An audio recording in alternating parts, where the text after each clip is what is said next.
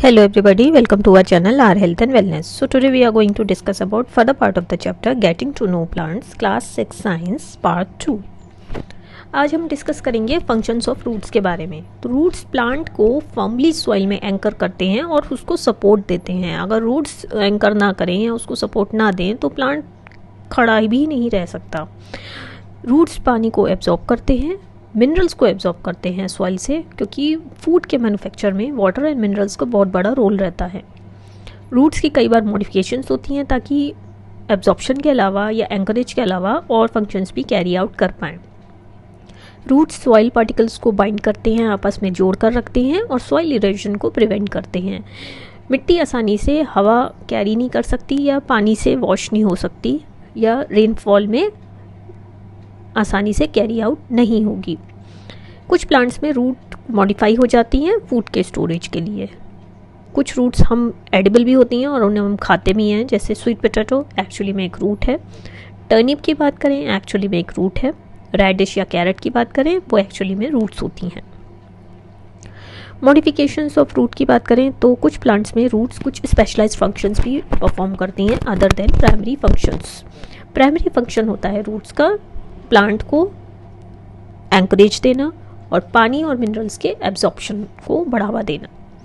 तो रूट्स के स्ट्रक्चर में क्या चेंजेस आ सकते हैं ताकि बाकी के फंक्शन परफॉर्म कर पाएँ, उनको हम मॉडिफिकेशंस ऑफ रूट कहते हैं. तो सबसे पहले आ जाता है सपोर्टिंग रूट्स. बेनियन ट्री की बात करें तो बेनियन ट्री की रूट्स ऐसी होती हैं जो सीधे वर्टिकली डाउनवर्ड्स ग्रो करती हैं. कहाँ से ग्रो करती हैं? ब्रांचेस से. जो उस पेड़ की शाखाएं होती हैं वो वर्टिकली डाउनवर्ड ग्रो कर जाती हैं और वो रूट्स की तरह एक्ट करती हैं. तो जब ये रूट्स ग्राउंड पर रीच करती हैं वो मिट्टी में फिक्स कर लेती हैं अपने आप को, और जो पेड़ होता है उसकी स्प्रेडिंग ब्रांचेस होती हैं, क्योंकि वो काफ़ी ह्यूज होता है उसको सपोर्ट एक रूट प्रोवाइड नहीं कर सकती. तो इस तरह से उसकी स्प्रेडिंग ब्रांचेस को सपोर्ट प्रोवाइड करती हैं रूट्स. इस तरह की रूट्स को हम प्रॉप रूट्स कहते हैं. और ये जैसे किसी बिल्डिंग को पिलर सपोर्ट करते हैं, इसी तरह से प्रॉप रूट्स बेनियन ट्री को सपोर्ट करती हैं. नेक्स्ट एग्जाम्पल हो जाता है आपका मेज या शुगर केन का, जिसमें स्टिल्ट रूट्स प्रेजेंट होती हैं जो कि साइड से ऑब्लिकली डाउनवर्ड्स ग्रो करती हैं स्टेम से और मिट्टी में पेनिट्रेट कर जाती हैं ताकि प्लांट्स को एक्स्ट्रा सपोर्ट प्रोवाइड कर सके. नेक्स्ट होती हैं क्लाइंबिंग या क्लिंगिंग रूट्स. कुछ क्लाइंबर प्लांट्स होते हैं जैसे मनी प्लांट है, आईवी है, बीटल है, तो उसमें क्लाइंबिंग या क्लिंजिंग रूट्स होती हैं. तो ये क्या करती हैं, जैसे मान लीजिए किसी सपोर्ट, कोई आसपास सपोर्ट है तो उसके क्रैक्स में पेनिट्रेट कर जाएंगी और उस प्लांट को फर्मली सपोर्ट करेंगी. कई बार क्लॉज फॉर्म करती हैं या कोई स्टिकी जूस सिक्रीट कर देती हैं जिससे वो प्लांट चिपक जाता है, उसको सपोर्ट प्रोवाइड होता है. नेक्स्ट आ जाता है स्टोरेज रूट्स. कुछ प्लांट रूट्स ऐसे होते हैं जैसे अभी हमने डिस्कस किया था, स्वीट पोटैटो है, रेडिश है, टर्निप या कैरेट है. तो ये एडिबल होते हैं. एडिबल का मतलब हम उन्हें खा सकते हैं क्योंकि इन रूट्स में खाना स्टोर हो जाता है, इसलिए वो फ्लैशी और सॉलिन हो जाते हैं. तो जो फूड ग्रीन लीव्स बनाती हैं वो डाउनवर्ड्स ट्रेवल करता है और इन्हीं रूट्स में स्टोर हो जाता है.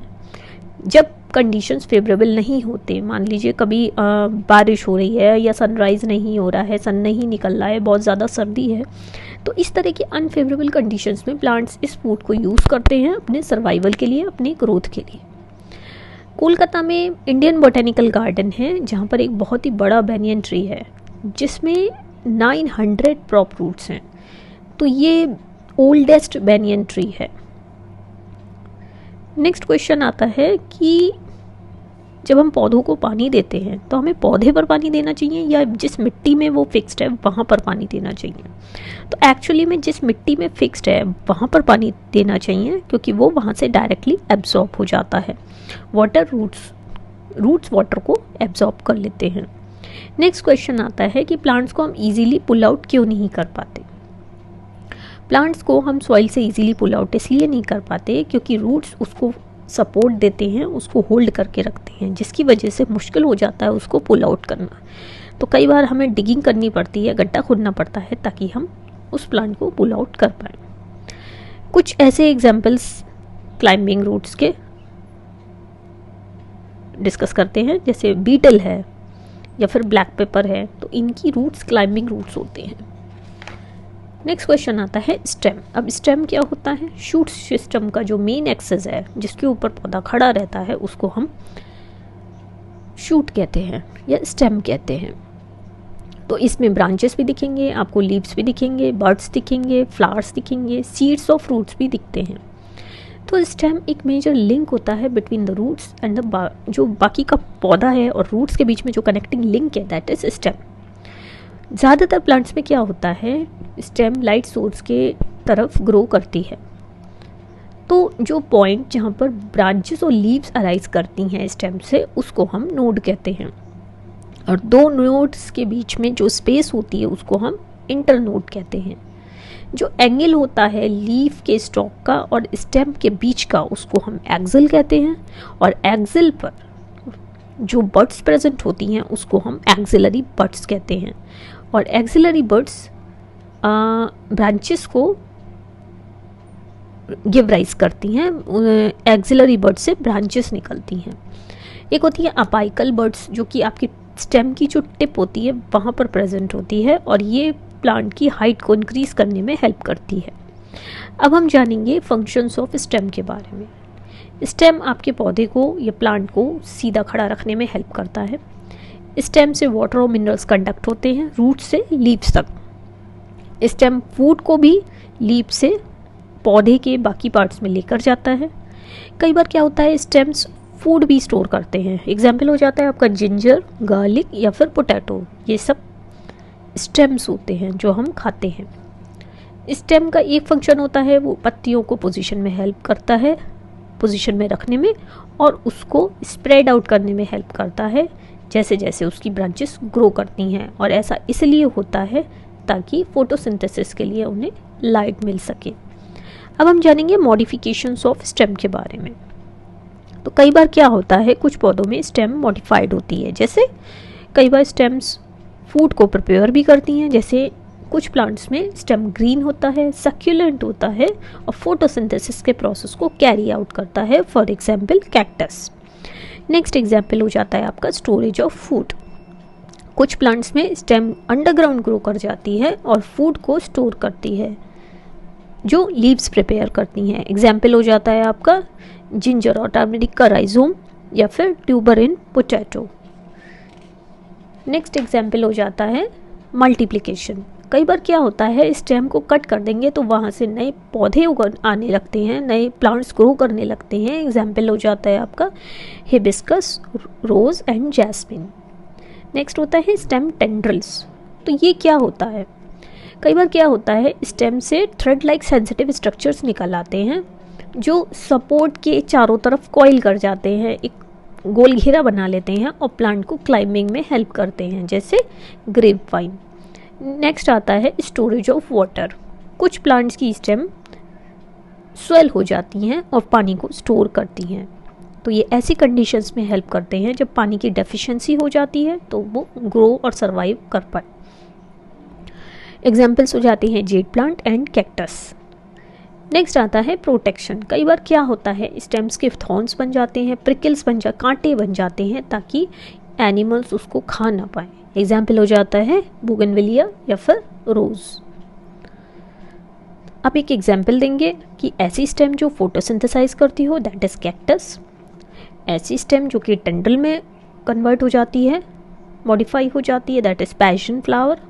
और ऐसी स्टेम जो कि फूड को स्टोर करती है या राइजोम जैसी बन जाती है, जिसको हम टर्मरिक भी कहते हैं। अब होता क्या है, जैसे अनियन है, जिंजर है, पोटैटो है, स्टेम अंडरग्राउंड ग्रो कर जाती है और फूड को स्टोर करती है। ये फूड अनफेवरेबल कंडीशन में आपको ग्रोथ एंड सर्वाइवल के लिए हेल्प करता है। तो इस तरह की स्टेम अंडरग्राउंड रहती है और अगले सीजन में शूट्स को गिव राइज करती है, जिस प्रोसेस को हम पेरिनेशन भी कहते हैं। पोटैटोज़ में जो मॉडिफाइड स्टेम होती है उसको हम ट्यूबर भी कहते हैं। और इसमें बहुत सारे बड्स होते हैं पोटैटोज़ में, जिनको हम आइज़ कहते हैं। तो ये जो हर बड होता है, इसकी एक टेंडेंसी होती है कि हर बड एक शूट को गिव राइज कर सकता है। अदरक में देखें तो अंडरग्राउंड स्टेम जो होती है खाना स्टोर करती है और इर्रेगुलर फॉर्म में स्वेल अप कर जाती है, फूल जाती है, जिसको हम राइजोम कहते हैं। इसमें नोट्स हुए होते हैं, इंटरनोट्स भी होते हैं, बड्स एंड स्केली लीव्स भी होते हैं। लिली, गार्लिक या फिर अनियन की बात करें तो इसमें लीव्स स्टोर करती हैं फूड को, फ्लैशी हो जाती हैं, एक दूसरे के ऊपर ओवरलैप करती हैं और एक डिस्क पर अटैच्ड होती हैं। डिस्क जो होता है आपका रेड्यूस्ड स्टेम होता है और इस तरह के मॉडिफाइड स्टेम्स को हम बल्ब्स भी कहते हैं। कई बार हम देखेंगे जैसे पत्ता गोभी है या फिर प्याज है, अगर हम उसे काटते हैं तो ओवरलैपिंग सी होती है, वो एक्चुअली में उसकी लीव्स होती हैं। नेक्स्ट होता है जिमिकंद या फिर ग्लैडियोली। इसमें स्टेम को हम कॉर्म कहते हैं, राउंडेड होता है और एक ये लट्टू जैसा स्ट्रक्चर बना लेता है जिसमें स्केली लीव्स कवर्ड होती हैं। ये भी फूड को स्टोर करते हैं। अब हम बात करेंगे लीव्स की। लीफ जो होता है एक ग्रीन फ्लैटेंड स्ट्रक्चर होता है प्लांट का, जो कि स्टेम से अराइज होता है या फिर उसकी ब्रांचेस से अराइज होता है। लीफ सबसे इम्पॉर्टेंट पार्ट होता है प्लांट का, जो कि पूरे प्लांट के लिए खाना प्रिपेयर करता है। तो जो फ्लैट ग्रीन पोर्शन होता है लीफ का, उसको हम लीफ प्लेट या फिर लमाइना भी कहते हैं। ये स्टेम से अटैच्ड होता है। किससे अटैच होता है? एक नैरो स्टॉक होती है, उससे अटैच्ड होता है, जिसको हम पेटियोल भी कहते हैं। पेटियोल ही आगे लमाइना की तरह कंटिन्यू करता है और बीच में एक थिक वीन की तरह आगे कंटिन्यू करता है। तो जो मिडिल वीन होती है उसको हम मिडरिब भी कहते हैं। ऐसी लीव्स जिनमें पेटियोल होता है उनको स्टॉक्ड कहते हैं और ऐसी लीव्स जिनमें पेटियोल नहीं होता उनको हम सिजाइल लीव्स भी कहते हैं। और जनरली जो मोनोकॉट लीव्स होती हैं, जिसको हम आगे पढ़ेंगे, उनमें पेटियोल नहीं होता है। तो मिडरिब से आप देखेंगे लमाइना में बहुत सारी ब्रांचिंग हो जाती है, जिसको हम साइड वीन्स भी कहते हैं, जिनको हम वीन्स एंड वीनलेट्स भी कहते हैं। वीन्स का फंक्शन ये होता है वाटर एंड फूड को ट्रांसपोर्ट करना और लीफ को सपोर्ट प्रोवाइड करना। अब जो लीफ में वीन्स का अरेंजमेंट होता है उसको हम वेनेशन कहते हैं। So that's all for the day. Thank you so much.